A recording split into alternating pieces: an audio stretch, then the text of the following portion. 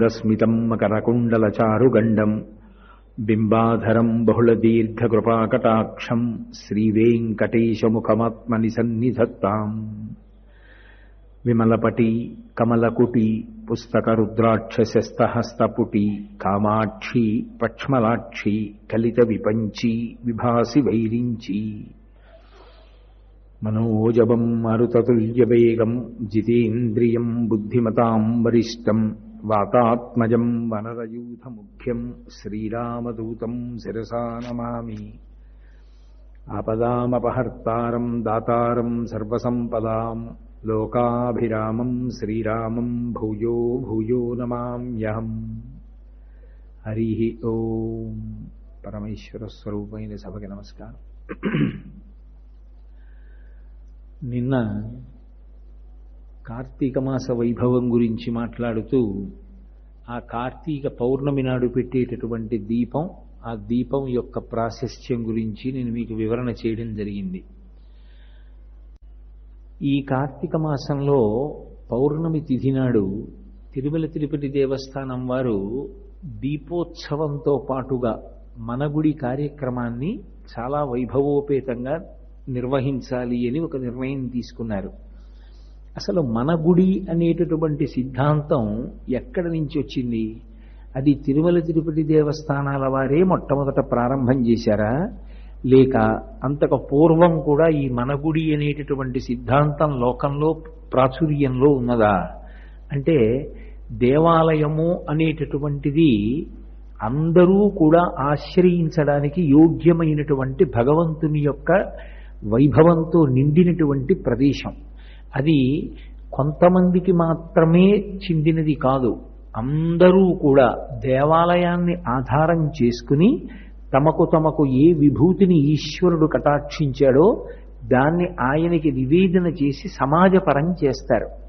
నేను మీతో ఒక ఉదాహరణ చెప్పాలి అంటే, ఒక దేవాలయం ఉందనుకోండి, ఆ దేవాలయంలో డప్పు కొట్టగలిగినటువంటి వ్యక్తి ఈశ్వరుడి యొక్క ఉత్సవమూర్తి ఊరిరిగింపుగా బయటికి వచ్చినప్పుడు పల్లకిలో ఆ ముందు నడుస్తూ డప్పు కొడతాడు. బట్టలు ఉతకగలిగినటువంటి వ్యక్తి ఉంటే ఈశ్వరుడు కట్టివిప్పినటువంటి వస్త్రాల్ని ఉతికి మళ్ళీ వాటిని చలువ చేసి తీసుకెళ్లి దేవాలయానికి అప్పచెప్తాడు. కొద్దిగా శారీరకమైనటువంటి బలమున్న వ్యక్తి అయితే దేవాలయానికి వెళ్ళి దేవాలయాన్ని తుడిచి దేవాలయాన్ని కడుగుతాడు.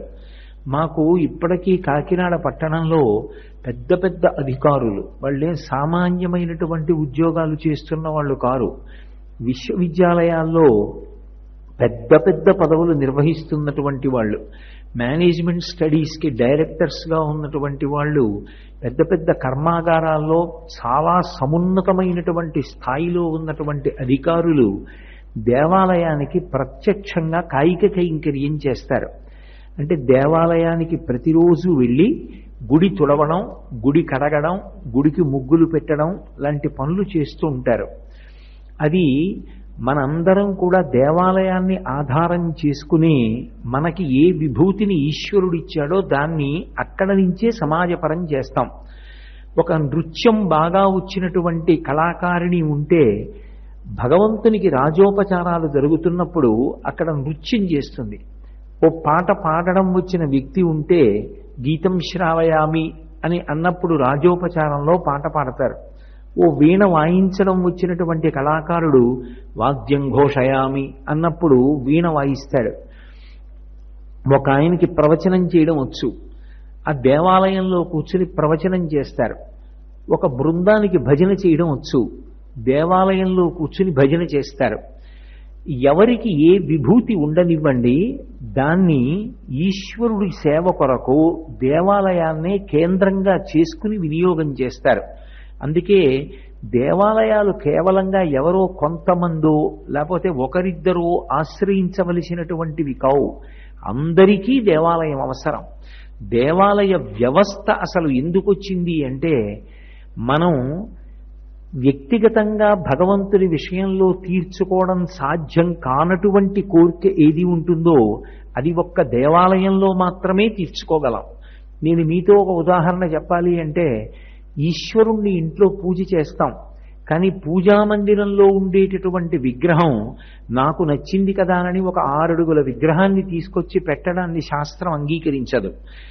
ఎందుకు చెయ్యకూడదు అంటే తస్మాత్ శాస్త్రం ప్రమాణంతే కార్యాకార్య వ్యవస్థితౌ అంటాడు గీతాచార్యుడు. ఒక పని చెయ్యొచ్చా చెయ్యకూడదా, ఒకవేళ ఒక పని చెయ్యొచ్చు అంటే ఆ పనిని అసలు ఎలా చెయ్యాలి అన్నది చెప్పడానికి అధికారి ఒకడు ఉంటాడు. ఎవరు దానికి అధికారి అంటే శాస్త్రం ఒక్కటే. శాసనాత్ శంసనాత్ ఇది శాస్త్ర. నిర్మోహమాటంగా రాజీ లేకుండా శాసించి రాజశాసనంలా మాట్లాడేదేదో దాన్ని శాస్త్రం అంటారు. వేదమే శాస్త్రము. మనకి శాస్త్రం నిర్ణయం చేసింది అంగుష్ఠమాత్రమైనటువంటి విగ్రహాన్ని మాత్రమే పూజ చెయ్యాలి తప్ప మన ఇష్టం వచ్చినటువంటి స్థితిలో ఎంత పెద్ద పెద్ద మూర్తుల్లో తీసుకొచ్చి పూజామందిరంలో పెట్టడాన్ని శాస్త్రం అంగీకరించదు. అలా పూజామందిరంలో ఉంచితే అక్కర్లేని దోషాలు కొన్ని వస్తాయి. ఒకప్పుడు ఒక పండితుడు ఎందుచేతనో మా నాన్నగారు శరీరం విడిచిపెట్టేసిన తరువాత మా ఇంట్లో అంత సంతోషంగా లేదు, ఏదీ కలిసి రావట్లేదు, ఒక సంకల్పం చేస్తే నెరవేరదు, ఒక రూపాయి కలిసి రాదు, ఎప్పుడూ ఇంట్లో ఏదో ఆందోళన అశాంతి ఎందువల్ల జరుగుతోందని శృంగగిరి పీఠాధిపత్యం వహించినటువంటి మహాపురుషులు మహాజ్ఞాని జీవన్ముక్తులు చంద్రశేఖర భారతీ మహాస్వామి వారి పాదములు పట్టుకుని ప్రశ్నించాడు. చంద్రశేఖర భారతీ స్వామి అపరశివావతారులు కనుక కందులు మూసుకుని ఒక్క క్షణం ధ్యానం చేసి నీ ఇంట నృసింహశాల గ్రామం ఉన్నదా అని అడిగారు. ఉన్నది అన్నాడు. మిగిలిన సాలగ్రామాలతో కలిపి పూజ చేస్తున్నావా? చేస్తున్నాను. కలిపి నైవేద్యం పెడుతున్నావా? పెడుతున్నాను. మీ నాన్న బ్రతికున్న రోజుల్లో ఏం చేశాడు? వేరుగా పూజ చేసేవారు. నైవేద్యం ఎలా పెట్టేవాడు? వేరుగా పెట్టేవాడు. నృసింహశాల గ్రామం పరమశక్తివంతం. నువ్వు దాన్ని వేరుగా పూజ చెయ్యట్లేదు, వేరు నైవేద్యమూ లేదు. అదే నీ ఇంటి అశాంతికి కారణం. ఆ నృసింహశాల గ్రామాన్ని వేరుగా పూజ చేసి వేరుగా నైవేద్యం చేయడం ప్రారంభం చెయ్యి. నీ ఇల్లు శాంతికి ఆలవాలమవుతుందన్నారు. పూజా విధానం అనేటటువంటిది మనం స్వంతంగా తీసుకోవలసినటువంటి నిర్ణయం కాదు. అది శాస్త్రము ఎలా చెప్పిందో అలా చెయ్యాలి. అది క్షేమదాయకము.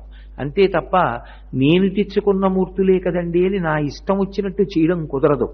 కాబట్టి అంగుష్ఠమాత్ర విగ్రహమే ఉంటుంది పూజలో. ఇంటి యజమాని బొటనవేలు ఎంత ఉంటుందో అంతంత మూర్తులే ఉండాలి. ఇప్పుడు నేను పెద్ద అంచు పంచె ఒకటి స్వామివారికి కట్టి ఆయన పెద్ద అంచు ఉన్న ఉత్తరీయం వేసుకుంటే చూడాలని కోరిక. ఓ పెద్ద గండభేరుండం అంచున్న పంచె కొని పట్టుకురాగలను, ఆ ఉత్తరీయం సిద్ధం చేయగలను. కానీ అంగుష్ఠమాత్రం ఉన్నటువంటి మూర్తికి ఎలా కడతాను? కట్టడం సాధ్యం కాదు. ఉత్తరీయం ఎలా వేస్తాను? వెయ్యలేను.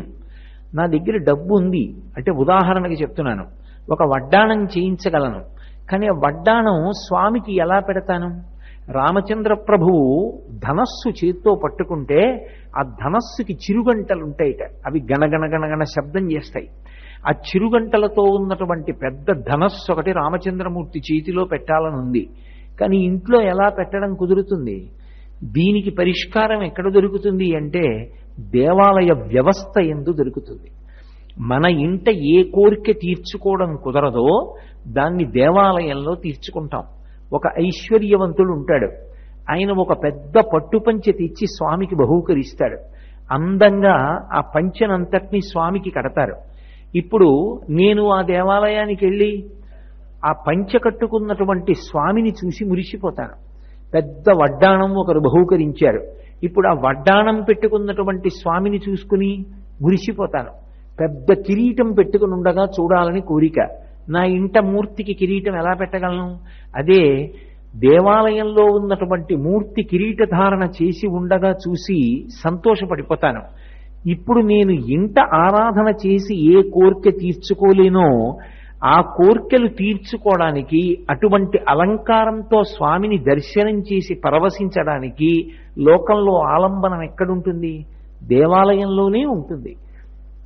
పైగా మీరు ఒకటి ఆలోచించండి, మనశ్శాంతి అన్నది మనుష్యునకు అత్యంత ప్రధానం. మీరు సనాతన ధర్మంలో ఏ కార్యం చెయ్యండి చిట్ట చివర ఒక మాట చెప్తారు, ఓం శాంతి శాంతి శాంతి. అందుకే ఆ శాంతి అత్యంత ప్రధానమైనటువంటి విషయం. అటువంటి శాంతి పొందడానికి సమాజమునందు ఎప్పుడూ రెండు విషయములు ఉండాలి. ఇది మీరు బాగా జీవితంలో పట్టుకోవలసినటువంటి విషయం. భక్తి అనేటటువంటి మాటలో ఈ రెండు అంతర్లీనంగా ఎప్పుడూ ఉంటాయి. ఈశ్వరుడు అన్నవాడొకడు ఉన్నాడు, నేను నమ్మాను అనుకోండి, ఇప్పుడు నాకు దాని కారణం చేత మొట్టమొదట ఉండేటటువంటి లక్షణం ఏమిటి అంటే ఊరట. రెండవది ఏది అంటే భయము. ఈ రెండు ఉంటాయి. అదేమిటండి, భయం ఉండకూడని విషయం కదా, మరి భయం ఉండడం మంచిదని మీరు ఎలా చెప్తున్నారు అంటే, ఆరోగ్యవంతమైన భయం ఒకటి ఉంటుంది లోకంలో. అటువంటి భయం ఉండడం చాలా మంచిది. కోపం ఉండడం తప్పే.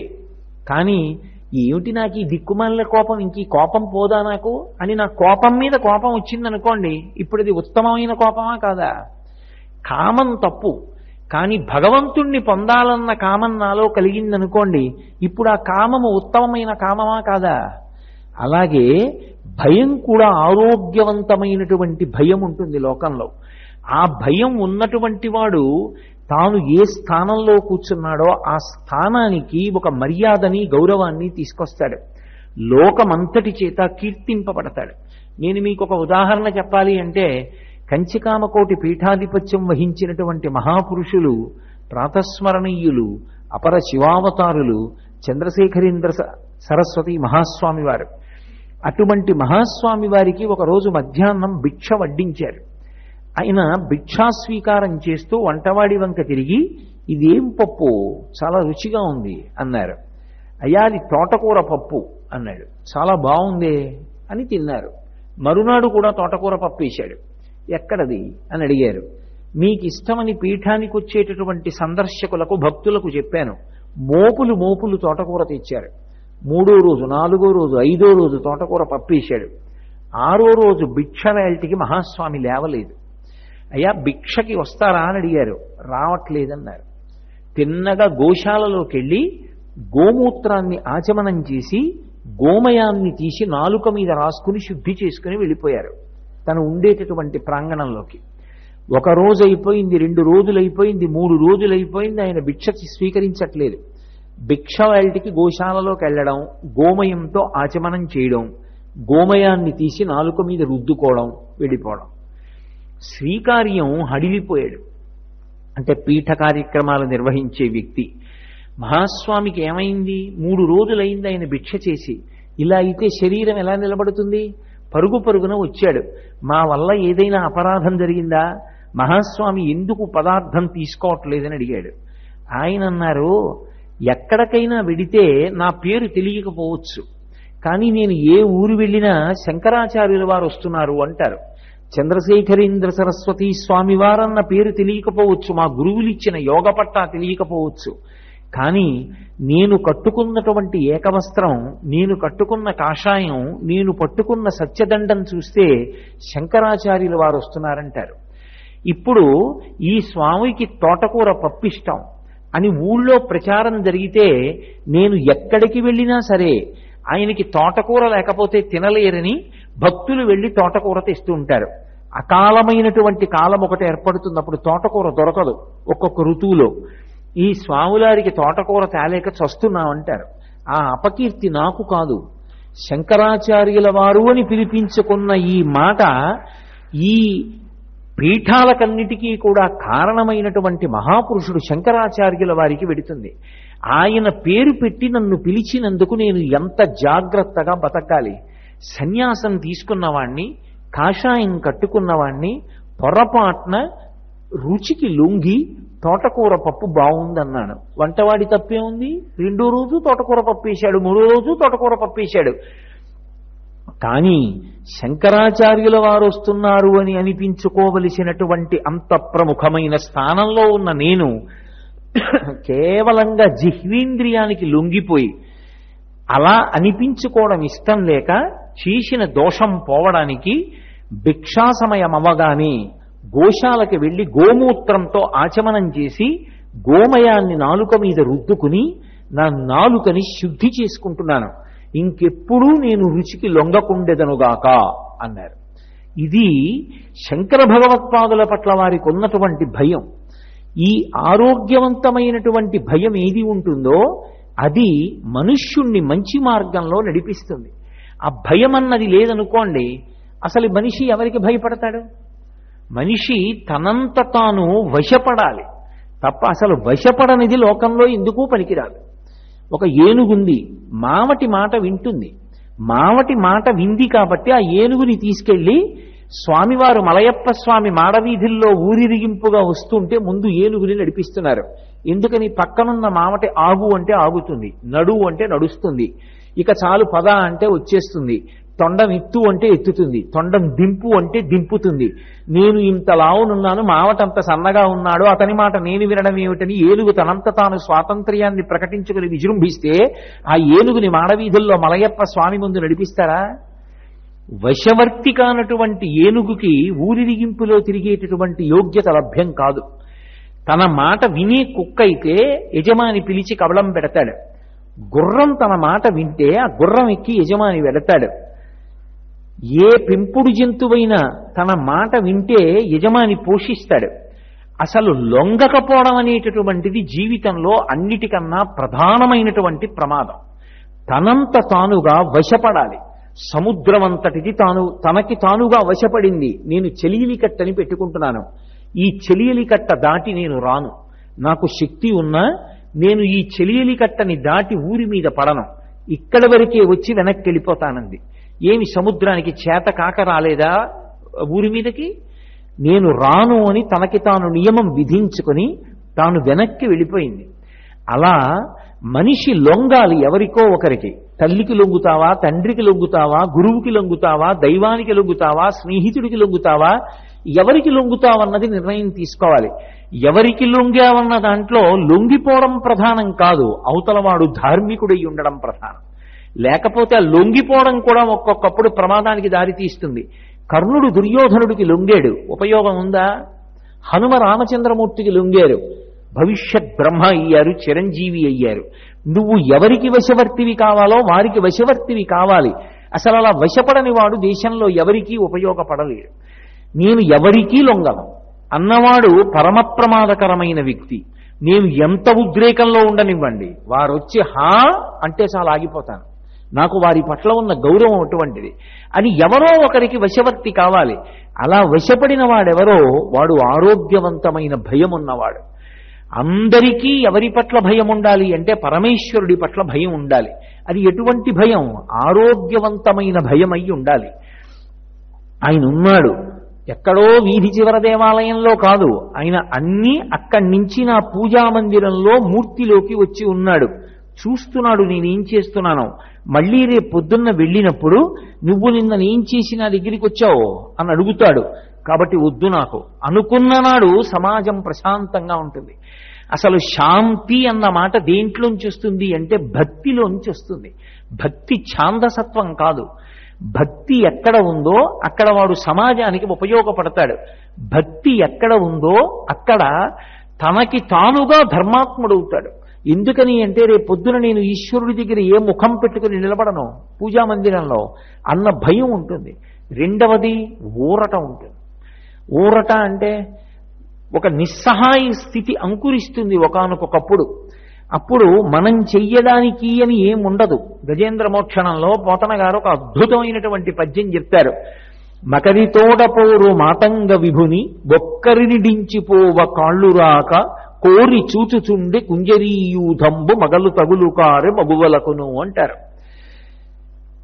ఒంట్లో ఓపికన్నప్పుడు ఎప్పుడూ గుడికి వెళ్ళలేదు, కానీ ప్రాణాపాయం ఏర్పడి ఎక్కడో వైద్యశాలలో పడుకోబెట్టబడి ఒంటి నిండా గొట్టాలు పెట్టబడి చుట్టూ యంత్రాలు అమర్చి ఉంటే గీతల రూపంలో ఊపిరి తెలుస్తుంటే ఉంటాడో ఉండడో అని దూరబంధువులు కూడా వచ్చి అద్దంలోంచి చూస్తుంటే అప్పుడు అందరికన్నా దగ్గరగా ఉన్నవాడు, రక్షించగలిగిన వాడిగా కనపడేవాడు పరమేశ్వరుడు ఒక్కడే. అటువంటి పరమేశ్వర స్థానం ఆ దేవాలయం. ఆ దేవాలయం ఊరటకి కేంద్రం. మనసు ఎంత బాధతో ఉండనివ్వండి, ఎంత కుంది ఉండనివ్వండి, ఈ దేశం నేర్పిన అలవాటు ఏమిటంటే ఉత్ప్రేరకముల చేత నాడీమండలాన్ని చిన్నాభిన్నం చేసేటటువంటి మాదక ద్రవ్యముల చేత తాత్కాలికమైనటువంటి మత్తుకి వశుడై బ్రతకడం ఈ దేశపు ఆచారం కాదు. ఎక్కడ ఊరట పొందుతాడు అంటే దేవాలయంలో ఊరట పొందుతాడు. దేవాలయంలో ప్రవేశించి కాళ్ళు కడుక్కుని దర్శనం చేసుకుని వెళ్ళి కూర్చున్నాడు మంటపంలో, అంతే.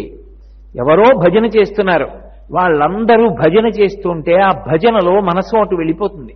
సుఖానికి కానీ దుఃఖానికి కానీ కారణం ఎవరు? మనసే. మనసు ఆ వస్తువుని పట్టుకున్నంతసేపు దుఃఖం, అదే మనసు క్షేమకరమైన వస్తువు మీదకి వెళ్ళిపోతే ఊరట. ఇప్పుడు ఆ భజన వింటున్నాడు, స్వామివారి ఊరిరిగింపు పెడుతోంది, దానితో పాటుగా ఊరిరిగింపులో వెళ్ళాడు. ఊరేగింపు కాదు, ఊరిరిగింపు, ఊరిని ఇరిగింప చేస్తారు. ఓ కచేరీ జరుగుతోంది, పాట వింటున్నాడు. ఒక నృత్యం జరుగుతోంది, చూస్తున్నాడు. మనసు సాత్వికమైనటువంటి గుణంతో ఉంటుంది. రెండు చెప్పుకోవడానికో ఆలంబనం ఉంటుంది. అన్ని వేళలా చెప్పుకున్నంత మాత్రం చేత కష్టం తీరుతుందని నమ్మకం లేదు. ఎందుచేత అంటే అటువంటి సహృదయం కలిగిన వ్యక్తి దొరకడం అదృష్టం. ఎదురుగుండా ఉన్నటువంటి వ్యక్తికి నేను ఇటువంటి ఇబ్బందిలో ఇరుక్కున్నానయ్యా అని చెప్పారనుకోండి, వాడు వెనక్కి తిరిగి మా బాగా ఇరుక్కున్నాడనేవాడు ఉంటాడు, లేదా ఒక వికిలి నవ్వు నవ్వేవాడు ఉంటాడు. అసలు చెప్పుకోవడానికి వ్యక్తి లేకపోవడం కన్నా పరమ దుఃఖం లోకంలో ఇంకోటి లేదు. అందుకే శ్రీరామాయణంలో రాముడిది కష్టమా సీతమ్మది కష్టమా అంటే రాముడిది కాదు కష్టం, సీతమ్మది కష్టం. రాముడికి తన కష్టం చెప్పుకోవడానికి లక్ష్మణస్వామి ఉన్నాడు, సుగ్రీవుడున్నాడు, హనుమ ఉన్నారు, వానరులు ఉన్నారు. కానీ సీతమ్మకి ఎవరున్నారు? లంబకర్ణ లలాటంచ లంబోదర పయోధరాం లంబోష్టీం లంబజుబుకాం లంబాస్యాం లంబజానుకాం. వికృతమైనటువంటి రూపాలతో ఉన్న రాక్షస స్త్రీలు చుట్టూ పరివేష్టించి ఉన్నారు. అంతమంది ఉండగా తన కష్టం చెప్పుకోవడానికి సీతామాతకి ఎవ్వరూ లేరు. ఇప్పుడు కష్టం ఎవరిది?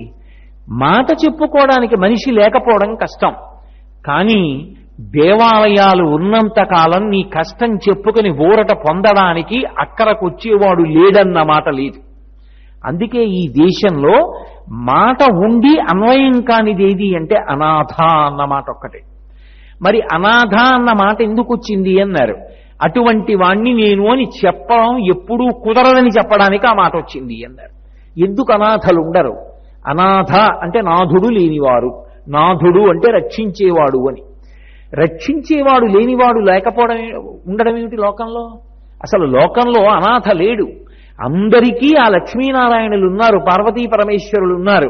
వాళ్ళుండగా అనాథ ఎవరున్నాడు? ఒకవేళ స్వామికి అమ్మా నాన్న లేరు కదండి, అందుకని స్వామి అనాథ అంటావేమో. ఆయనకు ఆవిడుంది, ఆవిడకి ఆయన ఉన్నాడు, ఇక అనాథ ఎవరు? అసలు అనాథ అన్న మాట అన్వయం కాదు, ఎవరూ అనాథలు కారు. ఇంతమంది ఉండగా అనాథ ఎందుకుంటాడు లోకంలో? ఎవరూ అనాథ కాడు. అనాథ అన్నది భయంలోంచి వచ్చినటువంటి ఒక భావన తప్పించి అనాథ అన్న మాట ఎవరికీ అన్వయము కాదు. దానికి ఎక్కడ ఒక సాక్ష్యం దొరుకుతుంది?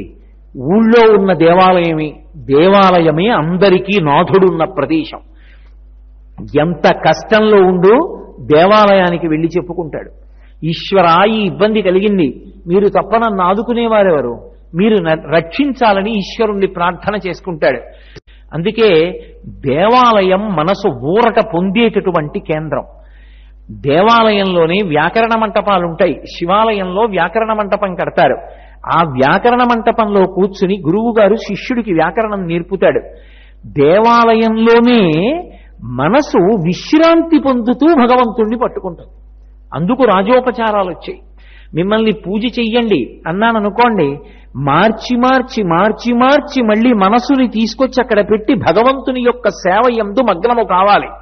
పాదయోహో పాద్యం సమర్పయామి అంటే ఏదో ఉద్ధరణితో తీసి నీళ్ళిలా వేయడం కాదు. పాదయోహో పాద్యం సమర్పయామి అంటే నిజంగా నీకు నువ్వు పూజ చేస్తున్నటువంటి దేవత యొక్క పాదములు కనపడాలి. కనపడితే నువ్వు ఆ ఉద్ధరణితో నీళ్లు ఇలా పోస్తే పాదముల మించి జారి నీళ్లు కింద పడితే తడి అయినటువంటి పాదములను అలా విడిచిపెట్టకుండా నువ్వు నీ ఉత్తరీయం తీసి ఆ పాదములను ఒక్కసారి మెత్తగా ఇలా ఒత్తాలి. అంటే పాదయోహో పాద్యం సమర్పయామికి తర్వాత ఉపచారానికి మధ్యలో కించిత్ వ్యవధానం అవసరం అవుతుంది. ఎప్పుడు? అసలు మనసు అన్నది అక్కడ ఉంటే. అసలు మనసు పెట్టవలసిన అవసరం లేదనుకోండి, 16 ఉపచారాలు 3 నిమిషాల్లో అయిపోతాయి. అసలు వాడు పూజ చేస్తున్నాడా లేదా ఒక్క చోట తెలిసిపోతుంది. శుద్ధాచమనీయం సమర్పయామి అంటాడు. ఇలా తీసి ఇలా అంటాడు తమలపాకుతోటి. ఇంకేం పూజ? నువ్వు చేస్తే 3 మాటల, ఈశ్వరుడికి అయితే ఒక్క మాట దులుపుతావా? అదేం పూజ? శుద్ధ ఆచమనీయం సమర్పయామి అంటే ఆయనకి 3 మాటలు ఇవ్వాలా వద్దా? ఆయన ఇలా చేయి పట్టాలా వద్దా? లోపలికి పుచ్చుకుని మళ్ళీ చేయి చాపాలా వద్దా? 3 మాటలు సమయం పడుతుందా? ఆయన చెయ్యి కడుక్కోవాలా? ఆయన కడుక్కున్న చెయ్యి ఆయనే తుడుచుకుంటే ఇంకా నువ్వెందుకు పూజ చేయడానికి? ఆయన చెయ్యి తుడుచుకున్న తర్వాత నీ ఉత్తరీయం పెట్టి ఆయన చెయ్యి తుడవాలా? ఇవి జరగాలంటే నీ మనసు అక్కడ ఉండాలా? మనసు అక్కడ ఉంటే ఉపచారం నడుస్తుంది. కానీ రాజోపచారం దగ్గరికి వచ్చేటప్పటికి మనసు విశ్రాంతిగా ఈశ్వరుణ్ణి పట్టుకుంటుంది. అంటే పూజ చేసి చేసి బడలిపోయిన మనసు ఈశ్వరుణ్ణి పట్టుకోవాలి అంటే రాజోపచారం ఒక్కటే మార్గం. అది ఇంట్లో ఎలా నడుస్తుంది? అన్ని రాజోపచారాలు ఎలా నడుస్తాయి? గజాన్నారోహయామి అంటాను, ఏనుగుని తీసుకొచ్చి అక్కడ పెడతానా నిజంగా? అశ్వాన్నారోహయామి అంటాను, గుర్రం మీద ఈశ్వరుణ్ణి ఎక్కించి తిప్పగలనా? లేకపోతే ఓ పల్లకీలో పట్టుకుంటాను అంటాను, పల్లకీ తీసుకొచ్చి నిజంగా ఈశ్వరుణ్ణి అందులో కూర్చోబెడతానా? నృత్యం దర్శయామి అంటాను, నృత్యం నిజంగా అక్కడ నేను చేసి చూపించగలనా ఈశ్వరుడికి? అన్నిటి బదులు ఒక పువ్వు వేస్తాను. అదే ఒక దేవాలయానికి వెళ్ళారు, మీరు దేవాలయంలో పూజలో పాల్గొనలేదు, పూజలో పాల్గొనకపోయినా మీ మనసు మాత్రం మారి మారి ఈశ్వరుని యందు లగ్నమవుతుంది. మిగిలిన సేవలు వెంకటేశ్వరుడికి ఆనంద నిలయంలో జరుగుతాయి, దేవాలయ ప్రాంగణంలో జరుగుతాయి, తప్పితే వైభవ మంటపంలో జరుగుతాయి. సహస్ర దీపాలంకార సేవ బయట జరుగుతుంది. అన్ని దీపాలు వెలుగుతూ ఉండగా ఉభయనాంచారులతో ఆయన ఊయల ఊగుతాడు. ఆ ఊయల ఊగుతున్నప్పుడు కంటితో చూస్తూ ఉంటాం, సంతోషంగా ఉంటుంది. పక్కన ఉన్నటువంటి వారు అన్నమాచార్య కీర్తన పాడతారు, వేరొకరు పురంధరదాస్ గారి కీర్తన పాడతారు, డోలు సన్నాయి మీద ఒక కీర్తన పాడతారు, వేదంతో మంత్రపఠనం చేస్తారు, అక్కడ నక్షత్రహారతి ఇస్తారు. ఇక్కడ పాట పాడుతున్నా కూడా రాజోపచారంలో మనసు భగవంతుని మీదే ఉంటుంది. ఎందుకని? లో కంజదలాయతాక్షి కామాక్షి అని కుంజర గమనే అన్నారనుకోండి, ఏనుగు నడిచినప్పుడు ఎంత అందంగా ఉంటుందో కామాక్షి నడుస్తుంటే అంత అందంగా ఉంటుంది. ఇప్పుడు కీర్తన వింటున్నావు, మనసులో కామాక్షిని దర్శనం చేస్తున్నావు. అలాగే నృత్యం జరుగుతోంది, కస్తూరీ తిలకం లలాట ఫలకే అని ఆ నృత్యం చేస్తున్న కళాకారిణి ఇలా చూపించింది. ఇప్పుడు ఆవిడ బొట్టు పెట్టుకోవడం కనపడుతుందా? కృష్ణుడు కస్తూరి తిలకం ఇలా పెట్టుకున్నాడు అని కనపడుతుందా? నర్తిస్తున్నది ఆవిడైనా ఆవిడలో కృష్ణుణ్ణి చూస్తాం మనం. అంటే మనసు విశ్రాంతి తీసుకుంటూ ఈశ్వరుణ్ణి పట్టుకుంటుంది. కరే కంకణం అంటుంది, అంటే ఆవిడ కంకణం వేసుకుందనే కృష్ణుడి యొక్క చేతికి కంకణం ఉంది అని ముద్రపడుతుంది. అప్పుడు కృష్ణుడి చేతిని మనం మనోనేత్రంతో దర్శనం చేస్తాం. ఇప్పుడు ఇన్ని కార్యక్రమాలు జరగడానికి ఆలంబనం ఏది? దేవాలయం. పైగా ధర్మము నిలబడడానికి ప్రధానమైన కేంద్రం ఏది అంటే దేవాలయమే. దేవాలయమే ధర్మమునకు కేంద్రమై ఉంటుంది. ఎందుచేత ప్రతి దేవాలయంలో కూడా సాయంకాలం అయ్యేటప్పటికీ ధార్మిక ప్రవచనం చేస్తారు. ఏదో ఒక విషయం నడుస్తుంది. ప్రవచనం అన్న మాటకు అర్థం ప్రకృష్ట వచనం, అంటే బాగా మనసులో నాటుకునేటట్టుగా ఒక విషయాన్ని 4 ఉదాహరణలతో. ఇంతకు ముందు ఋషులు వాంగ్మయంలో ఏ ప్రామాణికమైనటువంటి ఉదాహరణలు చెప్పారో ఆ ఉదాహరణలే చూపిస్తూ మనసు దాని యందు నిలబడేటట్టుగా ప్రయత్నం చేస్తారు. ఉదాహరణకి సత్యం వద అన్నాననుకోండి, సత్యమే మాట్లాడండి అని ఊరుకోరు. సత్యము మాట్లాడడం ఎంత అవసరం, అసలు వాక్కుకున్న నియమాలు ఏమిటి? సత్యం బ్రూయాత్, ప్రియం బ్రూయాత్, న బ్రూయాత్, సత్యమ ప్రియం, ప్రియంచనానృతం బ్రూయాత్. ఆ సత్యం పట్టుకున్న హరిశ్చంద్రుడు ఏమయ్యాడు? దగ్గర నుంచి 1కి 10 మాటలు ఉదాహరణలు చూపించి సత్యమును మాట్లాడడం నేర్చుకో. ఇప్పుడు రాత్రి ప్రసంగం విన్నాడు, సత్యాన్ని మాట్లాడని వాడు ఏ స్థితికి వెళ్ళిపోయాడో కూడా గమనించాడు. ప్రొద్దున్న నిద్ర లేచి స్నానం చేశాడు, రాత్రి ఏది విన్నాడో అదే చెవిలో వినపడుతూ ఉంటుంది. పొద్దున్న లేచి తన కార్యం మీద తాను వెళ్ళాడు అర్థార్జనకి, కానీ గాడి తప్పడు, ధర్మాన్ని విడిచిపెట్టాడు. కారణం, నిన్న రాత్రి విన్నాడు. ధర్మం తప్పితే ఎంత ప్రమాదమో, సత్యం ఎంత అవసరమో దాని యందు ఊంచుకుంటాడు. ఇప్పుడు మనిషిగా బ్రతకడానికి కావలసిన సంస్కారం ఎక్కడి నుంచి వస్తుంది అంటే దేవాలయంలో ఉండేటటువంటి ప్రవచన మంటపంలోంచి వస్తోంది. అందుకే సాయంకాలం అయ్యేటప్పటికి ప్రవచనం జరుగుతూ ఉంటుంది. ఏదో పెళ్లి రాట పాతారు, పాతినప్పుడు ఎవరో వచ్చి ఆ రాటని తోసేయడం కాదు, ఎవరు రాట పాతాడో ఆ వ్యక్తి ఆ రాట ఊపుతాడు. ఒకసారి అంతా పాతేసి రాట ఊపి చూస్తాడు, అబ్బెబ్బే కదిలిపోతోంది, ఏ ఆవో వచ్చి ఒక్కసారి తన వీపు దీనికి రుద్దుకుంటే రాట పడిపోతుంది. ఇప్పుడు మళ్ళీ 4 రాళ్లు తీసుకొచ్చి ఆ రాట చుట్టూ వేసి గుణపాన్ని తిప్పి రాళ్లు గుచ్చుతాడు.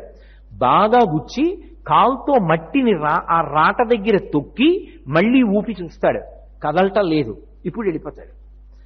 అలా ప్రవచనం, నేను ఏ విషయాన్ని ప్రతిపాదిస్తున్నానో అది వింటున్న వాళ్ళకి బాగా గుండెల్లోకి చేరుతోందా, అలా అర్థం అవడానికి వీలుగా భాష ఎంత సరళంగా ఉండొచ్చో అంత సరళంగా ఉంచి అంత కిందకి దిగొచ్చేస్తాడు.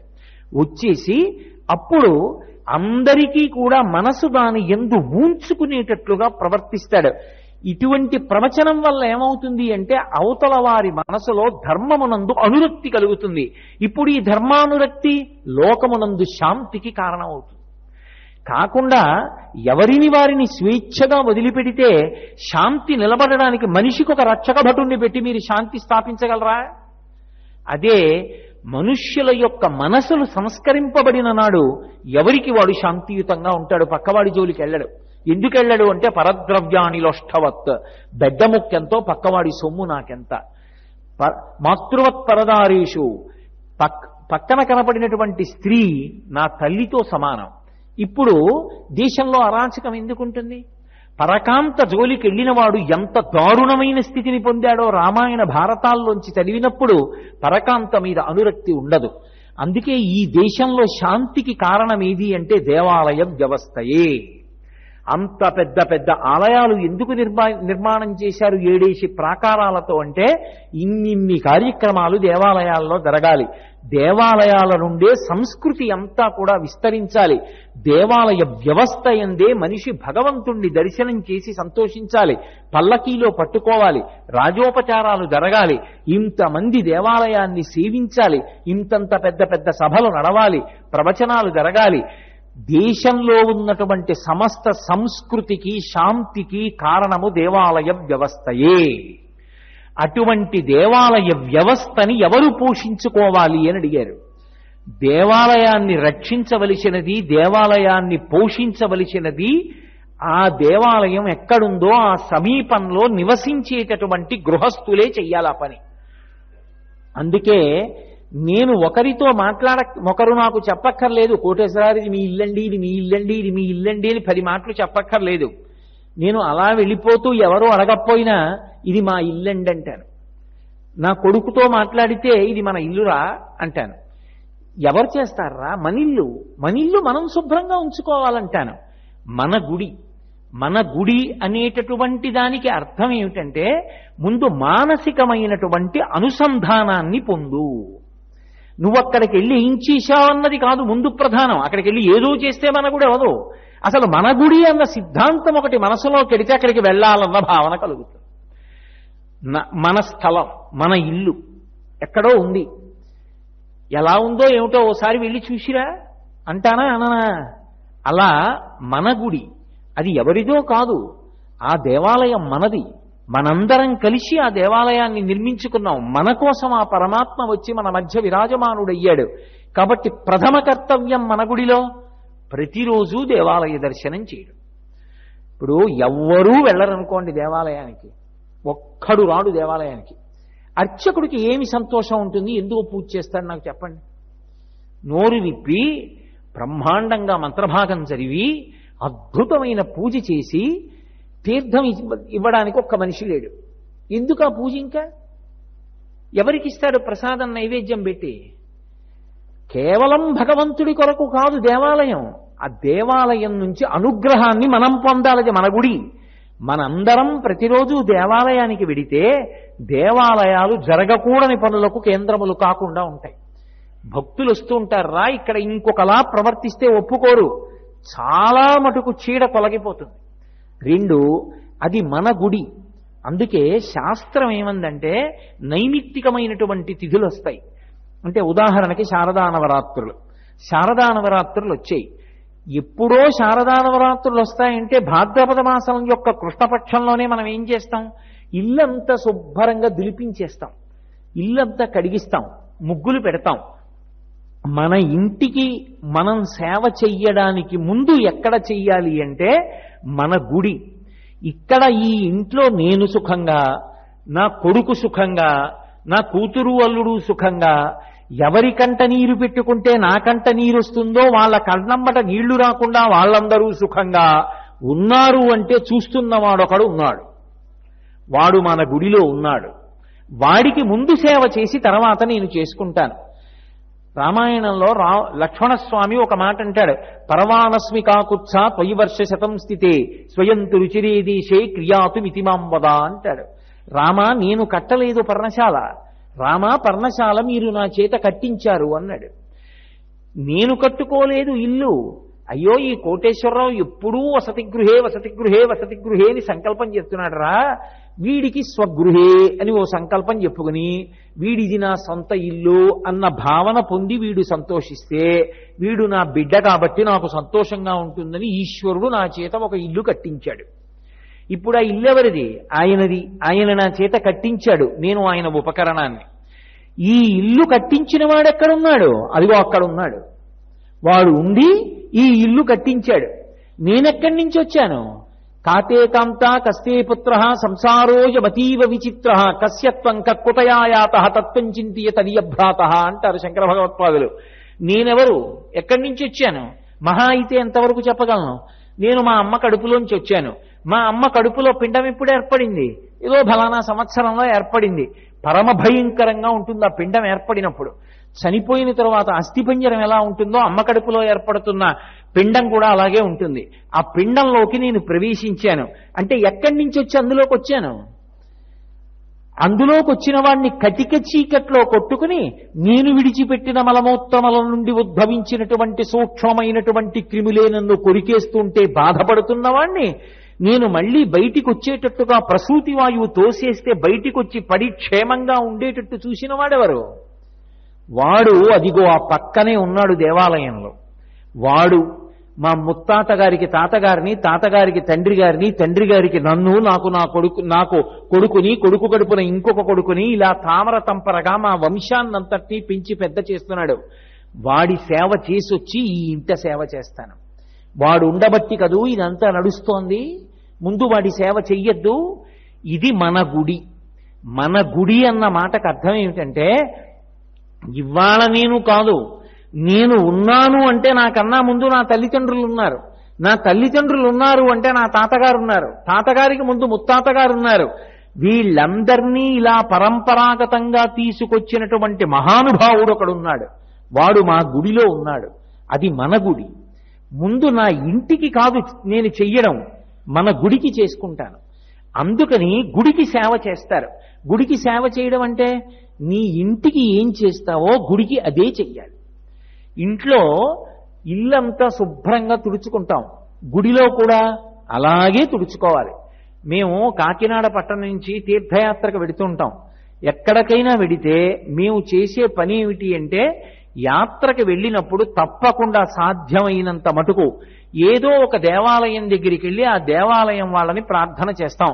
అయ్యా, కాసేపు మేము రేపటి రోజున వచ్చి 1-2 గంటలు ఇక్కడ ఆలయానికి సేవ చేసుకోవచ్చా అని అడుగుతాం. చేసుకోండి అంటారు. ఒకప్పుడు కాశీపట్టణానికి వెళ్ళినప్పుడు కంచికామకోటి వారి దేవాలయాన్ని ప్రార్థన చేశాం, చెయ్యండి అన్నారు. అందరం ఉదయం 7 అయ్యేటప్పటికి దేవాలయానికి వెడతాం. వాళ్ళెవ్వరినీ ఏం అడగం. మేము పట్టుకెళ్ళినటువంటి బట్టల్లోనే ఓ కట్టుకుని విప్పేసినటువంటి పంచె ఒకటి తడిపి ఓ 10 ముక్కలు చేసుకుంటాం. అలా అందరం తలో పాతగుడ్డ, ఓ చీపురు కట్ట, ఓ బూజులు కర్ర, అందరం తలో 10 రూపాయలు వేసుకుంటే వస్తాయి. ఇప్పుడు ఇవన్నీ పట్టుకుని గుడికి ఎడతాం. ఏదో 8 గంటలకి దేవాలయంలో మన గుడి ప్రారంభం అవుతుంది. అంటే 8 గంటలకు ఒకసారి దేవాలయం అంతా గంటలు మోగుతాయి.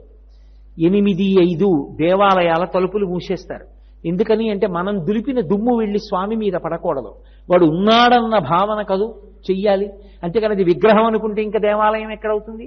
8, 5 తలుపులు మూస్తారు. ఇప్పుడు చీపురు కట్టలు పట్టుకుని తుడవగలిగిన వాడు తుడుస్తాడు, బూజులు కర్రలు పట్టుకుని గోడలు దులుపుతారు, పీతాంబరం పట్టుకుని వాహనాలన్నింటినీ కూడా తలతలా మెరిసేటట్టుగా తోమేస్తారు. అలాగే గోమయాన్ని తీసుకొచ్చి నీళ్లల్లో కలిపి కడగడం అయిపోయిన తర్వాత చిలికి ముగ్గులు పెట్టేస్తారు. చక్కగా దేవాలయానికి సంబంధించినటువంటి పాత్ర సామాను ఉంటుంది, ఏదో నైవేద్యం పెట్టే పళ్ళేలు, ఆ దీపపు సమ్మెలు, ఇలాంటివన్నీ తీసుకొచ్చి అక్కడ పడేస్తే ఓ కేజీ చింతపండు, 1/2 కిలో ఉప్పు కొనుక్కుంటే చాలు. అది దగ్గర పెట్టుకుని పాత్ర సామాన్ అంతా తోమేసి బోర్లించేస్తారు, బంగారంలా అయిపోతాయి. ఇప్పుడు ఈ సామాన్ అంతటినీ కూడా తర్వాత దేవాలయం వాడుకుంటుంది. మన గుడి కోసం ఏం చెయ్యాలని ఉండదు. మన ఇంటికైతే ఏం చేస్తున్నావు? అసలు మన అన్న భావన ఉంటే శుభ్రంగా ఉంచుకోవాలి అన్న తాపత్రయం ఉంది. మన అన్న భావన గుడి పట్ల కూడా అన్వయం అయితే నేను చెయ్యాలి అన్న తాపత్రయం ఉంది. ఈశ్వరుడు ఈ శరీరాన్ని ఇచ్చాడు, ఈ శరీరంతో నువ్వు కొంత పుణ్యాన్ని సంపాదించుకోవాలి. ఈ శరీరంతో చెయ్యగలిగినటువంటి సేవ దేవాలయాన్నంతటినీ కూడా శుద్ధి చెయ్యాలి.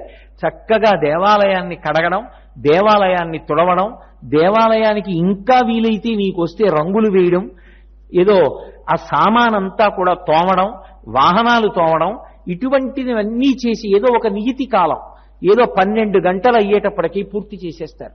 నీకు ఇంకా ఖాళీ ఉంది, ఇంకా ఆర్తి ఉంది, ఒక అరగంట సేపు కూర్చుని దానికి మళ్ళీ ఎవరో తిరుమల తిరుపతి దేవస్థానం వారు రామకోటి పుస్తకాలు పంపిస్తేనే నేను రాస్తాననక్కర్లేదు. మన ఇంటి నుంచి ఒక కాగితం, ఒక కలం పట్టుకెళ్లి రామనామం రాయొచ్చు. ఒకప్పుడు గుంటూరు పట్టణంలో నేను సంపూర్ణ రామాయణ ప్రవచనాలు చేసే రోజుల్లో శ్రీరామనామం పిల్లలు రాస్తే బాగుంటుంది, పెద్దలు ఎప్పుడూ రాస్తూ ఉంటారు, కానీ రామనామం పిల్లలకి రావాలి, రాముడి నుండి ధర్మము ప్రసరించాలని పిల్లలందరూ కూడా రేపు 1 గంట సేపు రామనామం రాస్తారు. ఉదయం 8 గంటలకి దేవాలయంలో గంటలు మోగుతాయి. గంటలు మోగిన తరువాత కూర్చుని రామనామం మొదలు పెడతారు. 9 గంటలకి రామనామం రాయడం పూర్తయిపోతుంది. మళ్ళీ నీరాజనం ఇస్తారు. అప్పుడు ఆ వ్రాసిన కాగితాలు తీసుకొచ్చి డబ్బాలో పడేసి వెళ్ళిపోవాలి అని చెప్పాను. నేను ఆశ్చర్యపోయింది ఎక్కడ అంటే 8 గంటల నుంచి 9 గంటల లోపల మహా వస్తే 500 మంది పిల్లలు వస్తారు రామనామం రాయడానికి అని. కానీ కొన్ని వేల మంది పిల్లలు వచ్చి దేవాలయానికి ముందు కొన్ని మైళ్ళ దూరం బారులు తీరారు. బారులు తీరితే ఎలా ఒక బ్యాచ్లో రామనామం రాయించడం?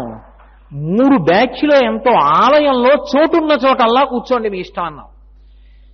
అందరూ కూర్చున్నారు. ఎంత క్రమశిక్షణ అంటే 8 గంటలకి గంటలు మోగాయి.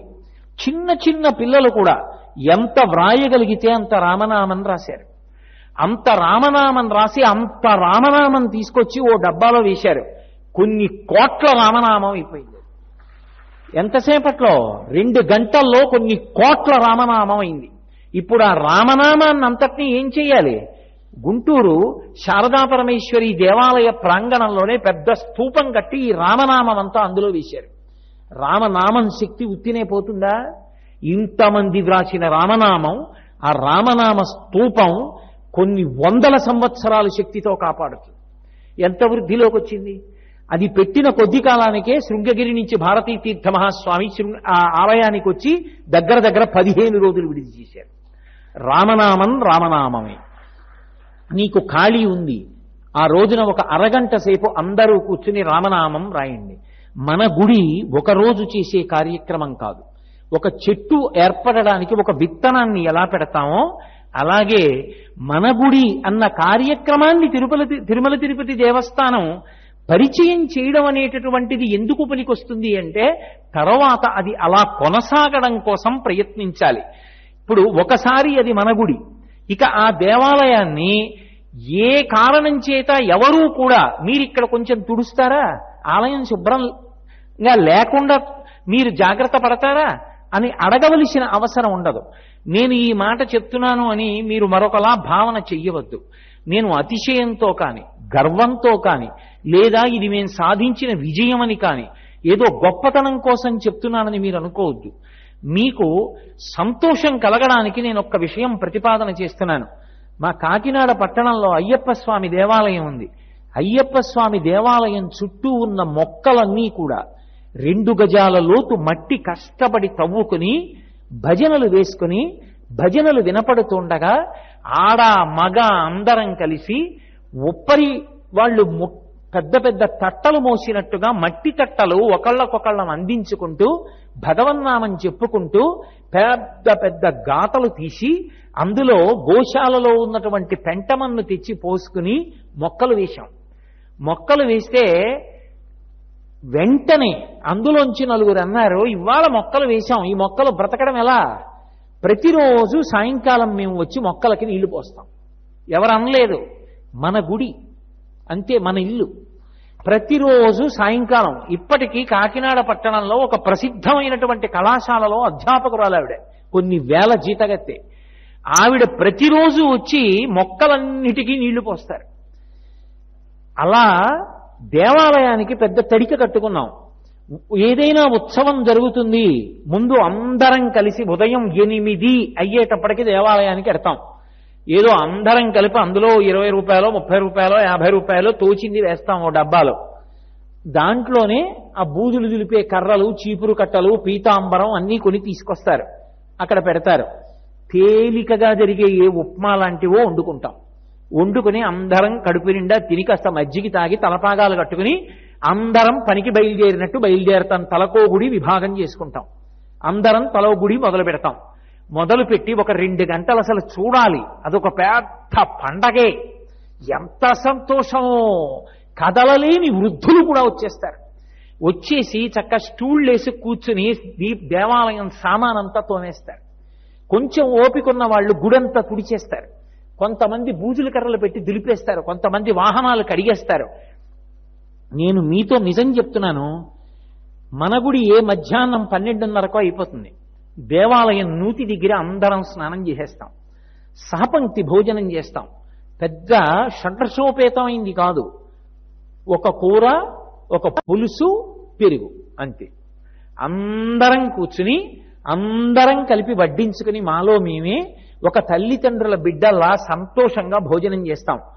మీరు నమ్మండి, ఆ తరువాత దేవాలయంలో ఉత్సవాలు మొదలవుతాయి. మొదలైనప్పుడు ఎక్కడైనా కాస్త బూజు కనపడింది అనుకోండి, మళ్ళీ మన గుడి తేదీ తిరుపతి దేవస్థానాలు ప్రకటించేదాకా ఆగరు. మన గుడి బూజు పట్టింది, గబగబా వెళ్ళి బూజుల కర్ర తెచ్చి దులిపేస్తాడు. ఎవరు? చిన్న చిన్న పిల్లలు. మన గుడి ఎవరో కొబ్బరికాయ కొట్టి పీచు పక్కన పారేస్తాడు. ఏమండి పీచు ఇక్కడ పడేయకండి అనడు, పిల్లవాడు వెళ్ళి ఆ పీచు తీసి ఎక్కడ పడేయాలో అక్కడ పడేస్తాడు. అద్దం ఎలా ఉంటుందో దేవాలయం అలా ఉంటుంది. కారణం అది ఏదో ఒకరోజు చేసే కార్యక్రమంగా చేయడం కాదు. మన గుడిలో మానసిక భావన ఉన్నది, నా గుడి మాకు చెందినది, మేము రక్షించుకోవాలి, మేము కాపాడుకోవాలి. అక్కడి నుంచి మాకు రక్షణ ప్రసరిస్తోంది. అటువంటి గుడి మన గుడి కాబట్టి మేమందరం దానికి భాగస్వాములం. అందుకే ఇంటి నుంచి ఎవరో ఒకరు రారు, ఇంట్లో ఉన్న వాళ్ళు అందరూ వచ్చేస్తారు. మీకు నేను పరమసత్యం చెప్తున్నాను. ఒకానొకప్పుడు వెంకటేశ్వర భక్తి ఛానల్ వాళ్ళు కూడా వచ్చి చూశారు ఆ రోజు జరిగిన ఉత్సవాన్ని. ముందు రోజు నేను అక్కడ జరగబోయే ఉత్సవం గురించి చెప్తే, మన గుడి కార్యక్రమం గురించి, మరునాడు ఉదయం మా గోపాలకృష్ణ గారు తెల్లబోయారు. ఓ 500 మంది వస్తారు. 500 మంది అంటే గంటలో నాకేయచ్చు దేవాలయం అంతా. అదేం పెద్ద కొండలు ఉన్న దేవాలయం కాదు. అలాంటిది ఆంధ్రప్రదేశ్ నలుచెరగుల నుంచి వచ్చేసారు. ఎక్కడ కడప నుంచి, అనంతపూర్ నుంచి కూడా వచ్చారు, కాకినాడ. మేము తెల్లబోయాయా, ఎవరు మీరందరూ ఎందుకు వచ్చారని అడిగాం. మేము కడప, మేము అనంతపూర్, మేము మహబూబ్ నగర్, మేము ఆదిలాబాద్. ఎందుకు వచ్చారు? మన గుడి కార్యక్రమం చేసుకోవడానికి. అదే మీ ఊళ్ళో గుడి లేదా అంటే, ఏమిటో ఇక్కడ చెప్పింది విని మాకు ఇక్కడ ఇలా చేసుకోవాలనిపించింది, ఇక్కడ ఒకసారి చూసి మేము మా గుడికి చేసుకుంటామన్నారు. నేను ఏదో పొగుడుకోవడానికి చెప్తున్నానని దయచేసి మీరు అనుకోవద్దు, నా భావనది కానే కాదు. ఇవాళ మా కాకినాడ చుట్టుపక్కల ఉన్నటువంటి అనేక పల్లె పట్లలో కూడా దేవాలయాల్ని ఎవ్వరూ కార్మికులు శుభ్రం చేయరు. ఏ గుడికి సంబంధించిన భాగవతులు వాళ్ళే. ఒక ఆదివారం నియమం పెట్టుకుంటారు, వెళ్ళి దేవాలయాన్ని తుడిచేసుకుంటారు, కడిగేసుకుంటారు. అది మన గుడి. మన అన్నది ఆ ఆలయంతో ఒక అనుబంధం. అది ఒక నియతి కాలంలో చాలా అందంగా జరగవలసిన కార్యక్రమం. పొద్దున్న మొదలుపెట్టి రాత్రి వరకు చేయకూడదు. చేసేటప్పుడు ఎవరో ఒకరు పెద్దరికం వహించాలి, జాగ్రత్త తీసుకోవాలి. ఆలయ శిఖరాలు ఎక్కడం, పైన ఉన్న కలశలు ముట్టుకుని తోముతానండం, ఒక్కొక్కసారి జారిపడి ప్రమాదాలు సంభవిస్తాయి. శక్తిని బట్టి కార్యక్రమాన్ని చెయ్యాలి, అంతేకాని ఒకలా ఏదో చేసేద్దామని చెప్పి తాపత్రయపడకూడదు. అసలు అన్నిటికన్నా ప్రధానం ఏమిటంటే ఇది మన గుడి. నేను అతిశయోక్తిగా మాట్లాడుతున్నాను అని మీరు అనుకోకపోతే మీకు ఒక విషయం చెప్తే మీరు చాలా సంతోషిస్తారు. ఎక్కడో లేరు, సభలో ఇక్కడే ఉన్నాడు నా ఎదురుగుండా మోహన్ రావు గారని. ఆయన ఎక్కడికైనా దేవాలయానికి వెడితే ఆఖరికి కాకినాడలోనే ఇవాళ బిక్కవోలు వెళ్ళి సుబ్రహ్మణ్య దర్శనం చేసుకొద్దాం మోహన్ రావు నాతో వస్తారా అన్నాను అనుకోండి, ఆయన పాత గుడ్డోటి లాల్చీ జేబులో పెట్టుకుని వస్తారు. ఆఖరికి కుంభకోణం వెళ్ళి నేను తెల్లబోయాను, నేను మర్చిపోయాను కానీ నేను మర్చిపోలేదని. కుంభకోణం వెళ్ళాం, ఆయన పాత గుడ్డ జేబులో పెట్టుకొచ్చారు. వచ్చి దర్శనం అయిపోయింది గురువుగారు, ఒక్కసారి కాసేపు దేవాలయం శుభ్రం చేసి వస్తానని పాత గుడ్డ పెట్టి దేవాలయం గోడలు కాసేపు తుడిచేశారు. ఈశ్వరుడిచ్చిన ఈ శరీరం ఈశ్వర సేవకి ఉపయోగపడాలి. అది తృప్తి, అది ఆనందం. నా తండ్రిని సేవించాను, నా తల్లిని సేవించాను, ఇవాళ నా ఒంటికి చెమట పట్టింది. దానికి ఎవరో ఏవో సంబారాలు తెచ్చి ఇవ్వక్కర్లేదు. చీపురు ఇంట్లో లేకుండా ఉంటుందా? బూజుల కర్ర ఇంట్లో లేకుండా ఉంటుందా? పోనీ ఈ రెండూ లేవు. ఓ పాతగుడ్డ లేకుండా ఉండదుగా. దేవాలయం దగ్గర కర్ర పుల్లకి పాతగుడ్డ కట్టి కాసేపు దులపచ్చు. మన గుడికి ఇలాగే చెయ్యాలని ప్రణాళిక ఏం ఉండదు. మన గుడి అన్న భావన మాత్రం అత్యంత ఆవశ్యకం. ఏదో ఒకటి, ఎవరు రావాలి దేవాలయానికి కాదు, ఆ దేవాలయం ఎక్కడుందో ఆ ప్రాంతంలో నువ్వు నివసిస్తున్నావు, ఆ ప్రాంతంలో ఉన్న దేవాలయానికి మనం సేవ చెయ్యాలి. ఈశ్వరుడికి కాయంతో సేవ చెయ్యడానికి అనర్హత అన్న మాట లేదు. ఎవరైనా ఏ పనైనా చెయ్యగలరు. మీరు పాండురంగ మహాత్మ్యం చదవండి, స్కాంద పురాణంలో బ్రహ్మోత్తర ఖండం చదవండి. ఒకానొకప్పుడు ఒక పిచుకని ఒక డేగ పరువుకొచ్చింది. ఆ పిచుకకి ఎటు పారిపోవాలో అర్థం కాక ఆనందనిలయం విమానంలోకి వెళ్ళింది. ఇదే తిరుమల క్షేత్రంలో ఆనందనిలయ విమానంలోకి వెళ్ళిపోయింది. డేగ లోపలికి రాలేకపోయింది, పెద్ద శరీరం కాబట్టి. కానీ భయపడిపోయింది పిచుక డేగ తరివిందని. అది పెద్ద అరుపులు అరుస్తూ అదే పనిగా కాసేపు ఎగిరింది ఆ విమానానికి ఇవ్వాల ఆ దేవాలయంలో. అప్పుడు ఇంత పెద్ద వ్యవస్థ కాదు కదూ. ఎగిరినప్పుడు ఆ పిచుక యొక్క రెక్కల అల్లార్పుకి అక్కడ ఉన్న ధూళికణాలు కొన్ని తొడమబడ్డాయి. నీకు తెలిసి చేశావా తెలియక చేశావా కాదు, శరీరంతో సేవ చేశావా లేదా ప్రధానం ఈశ్వరుడికి. ఒక పిచుక తన చిన్న రెక్కలతో దేవాలయాన్ని తుడిచింది. వచ్చే జన్మలో రాజకుమారుడై పుట్టాడు. నేను అబద్ధం చెప్పాననుకుంటే స్కాంద పురాణంలో బ్రహ్మోత్తర ఖండం పరిశీలించండి, పాండురంగ మహాత్మ్యం పరిశీలించండి.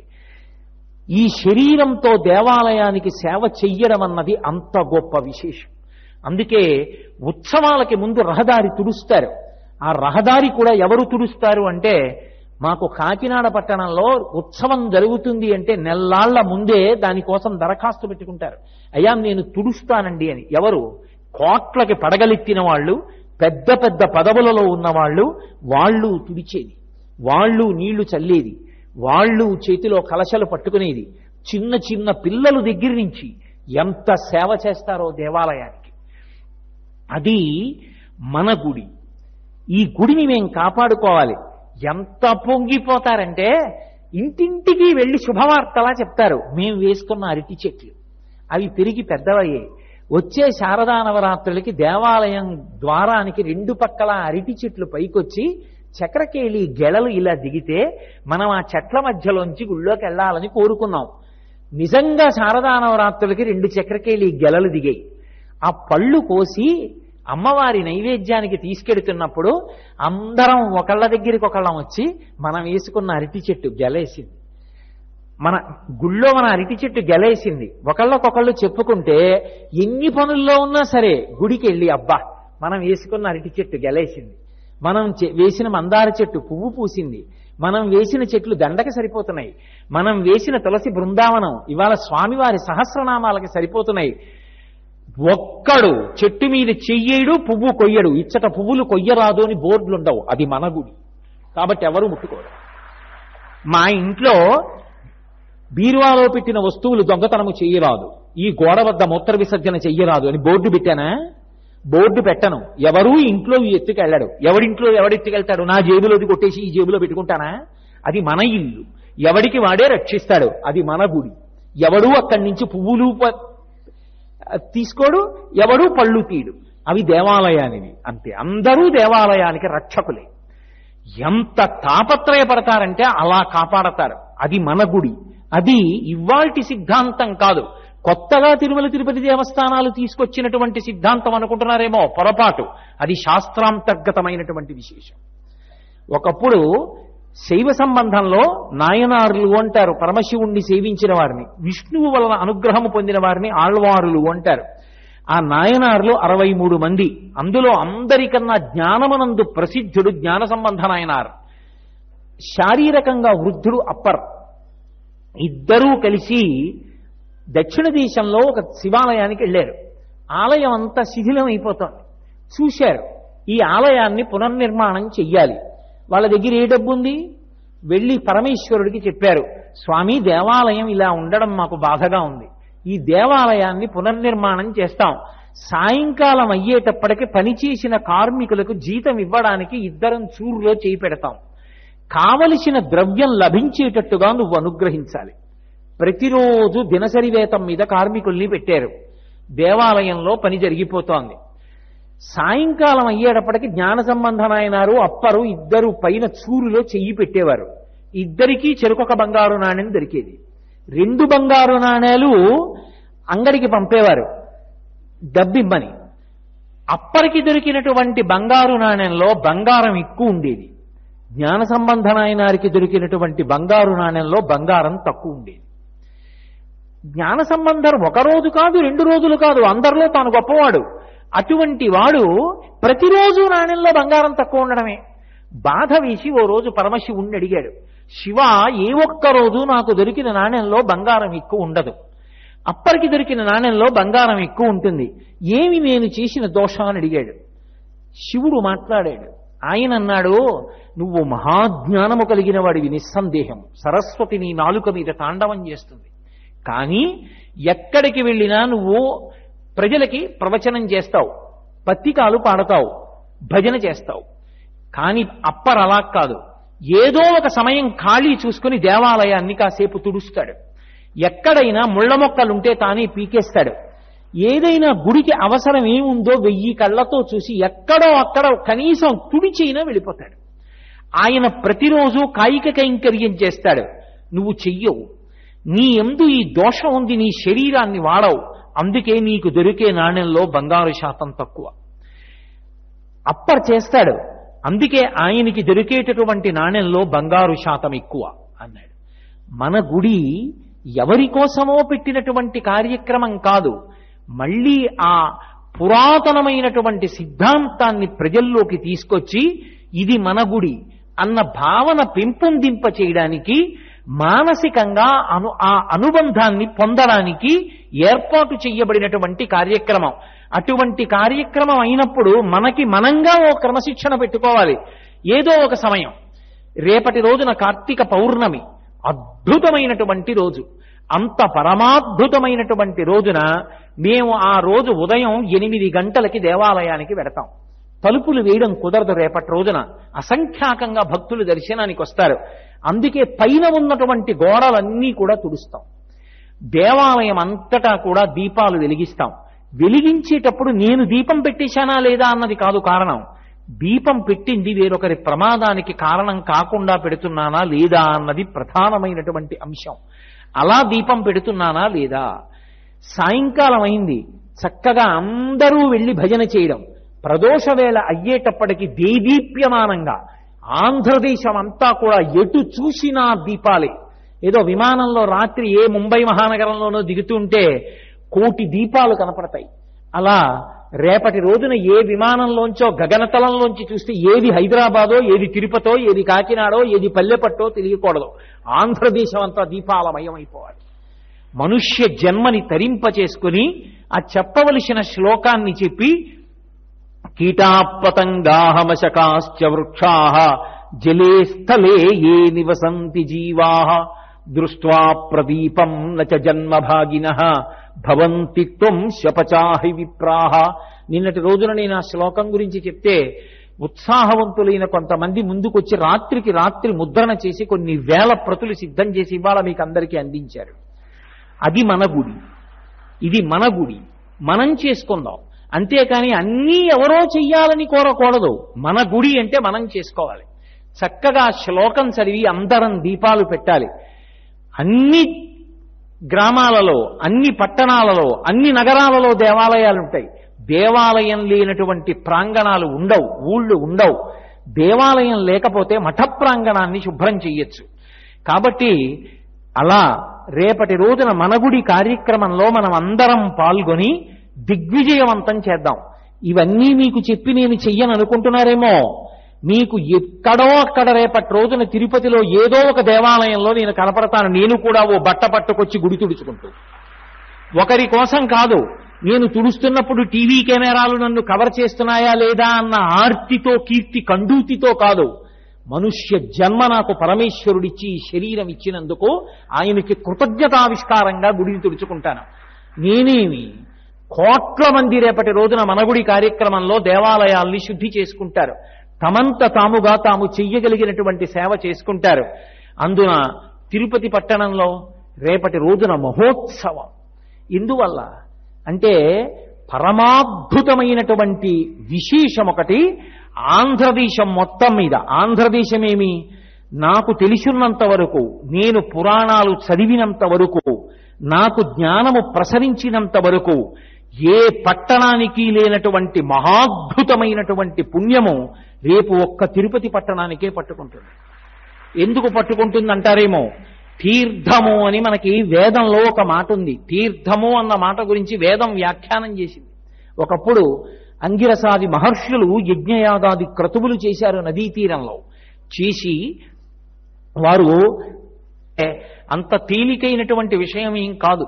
అటువంటి యజ్ఞం చేసిన ఫలితం పొందాలి అంటే తేలిక మార్గం ఏది అంటే తీర్థస్నానం చేయడమే. అందుకే దైవ దర్శన యాత్ర చేసొచ్చామండి అనరు, తీర్థయాత్ర చేసొచ్చామండి అంటారు. తీర్థము ప్రతి యాత్రాస్థలంలో ఉంటుంది. అటువంటి తీర్థమునందు గురుకులు ఇడుతారు, అందులో స్నానం చేస్తారు. తిరుపతి పట్టణానికి ఉన్నటువంటి భాగ్యం ఏమిటి అంటే, ఒకానొకప్పుడు కపిల మహర్షి పాతాళలోకంలో శివలింగాన్ని ఆరాధన చేశారు. ఆ శివలింగం అకస్మాత్తుగా లోకానుగ్రహం కొరకని తనంత తానుగా పెరిగిపోవడం మొదలుపెట్టింది. శివలింగం పెరిగిపోతోంది ఊర్ధ్వముఖంగానని కపిల మహర్షి దానితో పాటు బయలుదేరారు. అది భూమిని భేదించింది, భేదించి పైకొచ్చేసింది. ఆ పైకొచ్చినటువంటి లింగమే అదిగో కపిల తీర్థము అని ఇవాళ మనం ఏ క్షేత్రాన్ని పిలుస్తున్నామో అక్కడ భూమిని భేదించుకుని పైకొచ్చింది. పైకొచ్చి ఆ లింగం ఇంకా పెరుగుతోంది. అందుకే 3 రంగులలో ఉంటుంది ఆ లింగం. అది పెరుగుతున్నప్పుడు కామధేనువు పరిగెత్తుకొచ్చింది. ఈ లింగం జ్యోతిర్లింగం ఎలా ఆవిర్భవించిందో అలా పెరుగుతోంది. ఆపాతాళ నభస్థలంత భవన బ్రహ్మాండమా విస్ఫుర జ్యోతిస్ఫాటిక లింగమౌలి విలసత్పూర్ణేందువంతామృతై అస్తోకప్లుతమేకమీశమనిశం రుద్రాను వాకాం జపం ధ్యాయేత్ ఇప్సిత సిద్ధయే ధ్రువపదం విప్రోభిషించేచ్చివం బ్రహ్మాండ వ్యాప్త దేహాభసిత హిమరుచాభాసమానాభుజంగై కంఠే కాళాః కపద్దాః కలిత శిశికలశ్చండకోదండహస్తాః త్రక్షా రుద్రాక్షమాలా సులలిత వపుషః సంభవా మూర్తిభేదాః రుద్రాశ్రీ రుద్రసూక్త ప్రకటిత విభవాన ప్రయచ్చస్తు సౌఖ్యం అంటే నిర్వేదం. అలా ఆ పాతాళ నభస్థలంత భువన బ్రహ్మాండమా విస్ఫురత్, పాతాళం కన్నా కింద నుంచి ఈ బ్రహ్మాండములు ఎంతవరకు ఉన్నాయో అంతకన్నా పై వరకు పెరిగిపోయినటువంటి శివలింగంలా ఆ పాతాళలోకం నుంచి బయలుదేరినటువంటి కపిల మహర్షి చేత ఆరాధింపబడినటువంటి శివలింగం భూమి యొక్క వివరాన్ని భేదించుకుని పైకి పెరిగి వెళ్ళిపోతుంటే కామధేనువు పరిగెత్తుకొచ్చింది. ముచ్చి తన గిట్ట శివలింగం మీద పెట్టి మా వర్ధస్య, ఇక పెరగవద్దు, ఇక్కడ ఆగు అంది. ఎందుకని? అది మనం చేసుకున్న భాగ్యం. ఇప్పుడు అక్కడ అభిషేకం చేయడానికి సాధ్యమైంది, తలం ఉంది కాబట్టి. ఆ తలం అక్కడతో ఆగింది కాబట్టి. అందుకే కపిలేశ్వర లింగం మీద ఇప్పటికీ కామధేనువు యొక్క గిట్ట కనపడుతుంది.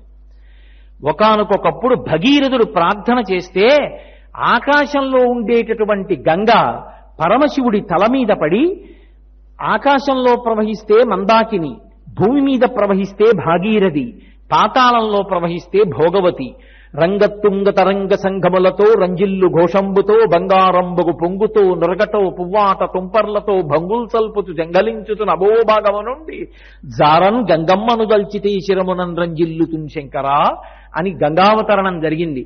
ఆ గంగ పాతాళలోకంలో ప్రవహిస్తే భోగవతి.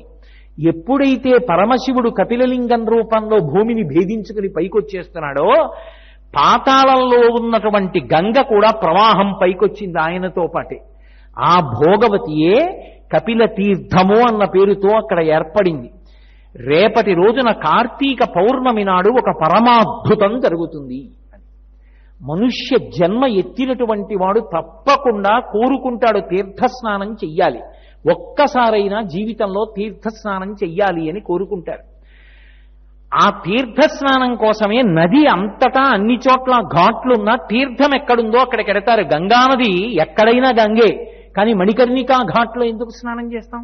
మణికర్ణికా తీర్థం గంగానదిలో, తీర్థమునందు స్నానం చేస్తాం. ఒక్క తీర్థంలో స్నానం చేస్తేనే అంత ఫలితం.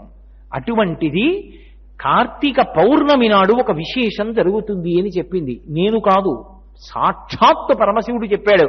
త్రైలోక్యే సర్వతీర్థాని కార్తికే మాసపర్వణి మధ్యాహ్నే కాపిలే తీర్థే సాన్నిధ్యం యాంతి పార్వతి తిష్టంతి ప్రాణిరక్షార్థం మధ్యాహ్నే దశనాడికాహ.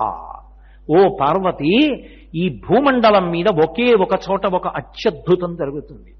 అది ఎక్కడ జరుగుతుంది అంటే తిరుపతి పట్టణంలో కపిల తీర్థంలో కపిలేశ్వర స్వామి వారి ఆలయం దగ్గర మధ్యాహ్నం 12 గంటల సమయం నుంచి దశనాడికాహ 3 లోకములలో ఉండేటటువంటి తీర్థములన్నీ కూడా దాన్ని ఆవహిస్తాయి. ఆ రోజు ఎవరు స్నానం చేస్తాడో వాడు 3 లోకములలో ఉన్న తీర్థములన్నింటిలో స్నానం చేశాడని వాడి ఖాతాలో వేసేస్తాడు. అంటే కార్తీక మాసంలో వచ్చేటటువంటి పౌర్ణమి తిథి ఎంత గొప్పది తీర్థస్నానానికి తిరుపతి క్షేత్రంలో మీరు ఆలోచించండి. ఇది అందరికీ లభ్యమయ్యే అవకాశమా? తిరుపతిలో ఉంటే. అందుకే నాకు తెలిసి కాకినాడ పట్టణం నుంచే చాలా మంది బయలుదేరి వచ్చేశారు రేపు స్నానం కోసమని. అంటే ఆ స్నాన వైభవం తెలిస్తే రేపటి రోజున కార్తీక మాసంలో అంత గొప్ప నైమిత్తిక తిథి. అందున కపిల తీర్థానికి ఒక ప్రత్యేక శక్తి. పితృకార్యం చెయ్యకపోవడం కన్నా అన్యాయమైన విషయం లోకంలో ఇంకోటి లేదు. అటువంటిది పితృకార్యం చెయ్యడం చాలా కాలం మానేసిన వాడు కూడా కపిల తీర్థంలో తద్దినం పెడితే ఆ చెయ్యనటువంటి దోషం పోతుంది.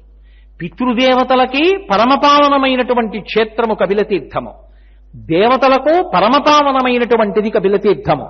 వెంకటేశ్వర స్వామి వారు పద్మావతి కళ్యాణానికి తన తల్లిగారిని వకులమాతని పంపిస్తూ గుర్రం మీద, అమ్మా నువ్వు ఇక్కడి నుంచి బయలుదేరినప్పుడు నరసింహ గుహ ఎదురుగుండా ఉంది, ఇప్పుడు దాన్ని ఇనప గేట్లు వేసి మూసేశారు.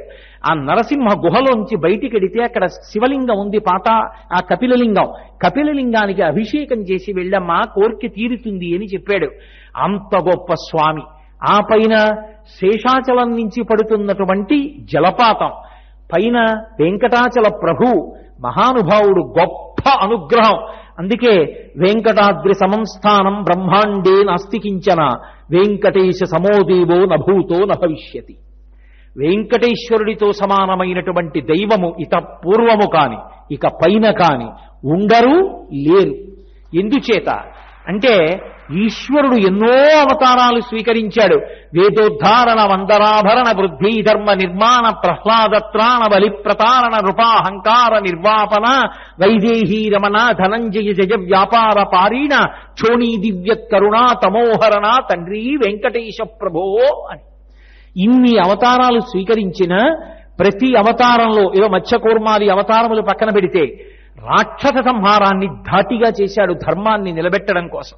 గోపరాజు గారు అంటాడు, బండన భీముడత్త జన బంధవుడుజ్వల బాణతోనకో దండకళ ప్రచండ భుజ తండవ కీర్తికి రామమూర్తికిన్ రెండవ సాటి దైవమిక లేడనుచున్ గడకట్టి భేరికాటంట డంట దండ నిలదంబుల జండము నిండమత్త వేదండము నెక్కి చాటదను దశరథి కరుణాపయోనిధి అంటాడు. యుద్ధం వచ్చిందా, రామచంద్రమూర్తి యొక్క 2 భుజములు తాండవం చేస్తాయి. ఎప్పుడు ధనస్సు పట్టుకుంటాడో, ఎప్పుడు బాణం అక్షయ బాణ తూణీరం నుంచి తీస్తాడో, ఎప్పుడు వింటినారికి తొడుగుతాడో, ఎప్పుడు ఆకర్ణాంతం సారిస్తాడో, ఎప్పుడు విడిచిపెడతాడో తెలియదు. 14,000 మంది రాక్షసుల్ని 1 గంట 48 నిమిషాల్లో చంపాడు. అంతటి విలుకాడు. అసలు శూర్పణఖ ఆయన భుజ తాండవం చూసి మోహించి, ఇదేవి బాణాలు విడిచిపెట్టడం రా, ఎదురుగుండా వాడు పడిపోవడం కనపడుతుంది, బాణం తీయడం సంధించడం విడిచిపెట్టడం కనపడదు. ఆ భుజములు తాండవం చేస్తాయి. అందుకే రామదాసు గారు అంటాడు, నేను 4 వీధుల కూడలిలో ఒక పెద్ద భేరీని కట్టి భద్రగజాన్ని ఎక్కి వచ్చి డాండ నిడదంబుల జాండము నిండా ఈ బ్రహ్మాండమంతా వినపడేటట్టుగా ఢాం ఢాం ఢాం అని కొట్టి, యుద్ధం వస్తే రామచంద్రమూర్తి లాంటి భుజపరాక్రమమున్న వీరుడు ఇంకొకడు లేడని సాటించి చెప్తానంటాడు. అంతటి కోదండ విద్యాపారంగతుడైనటువంటి వాడు రామచంద్రమూర్తి. అంత రాక్షస సంహారం చేశారు. కానీ వెంకటేశ్వరుడు